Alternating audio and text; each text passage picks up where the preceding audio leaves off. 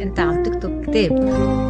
اذا بدك ايه، لانه اذا بتسمعي من يلي دار لإلا لا وحتى اللي انحذفوا، اذا بيرجعوا ينوجدوا بيوم من الايام حتسمعي تسلسل احداث من اول حدث خطير صار معي بحياتي اللي هو وفاة اخي انكتب لهي اللحظة. ما في حدث خطير صار بحياتي مش مكتوب كل شيء.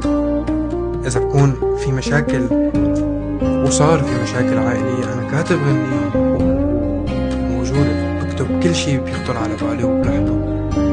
يعني أنا أنتو عم تقروا عن طريق موسيقى حياة شخص، شو عم بيفكر وكيف عم بيفكر كيف تعامل مع هذا الموضوع وكيف يتعامل مع الحب اللي بيشعل حرب لعيونه وشو شخصيته. انتو بتعرفوني من الموسيقى، أنا نفس الشخص اللي عم بكتبه لحن. التلحين هو الجزء الثاني من القصة، كيف عم لحنها، شو بنعومة بشلاسة، شو المشاعر اللي عم اوصلكم اياها. موسيقتي انا ما فيها ايدين عم تدخل، انا كلها عم بعملها.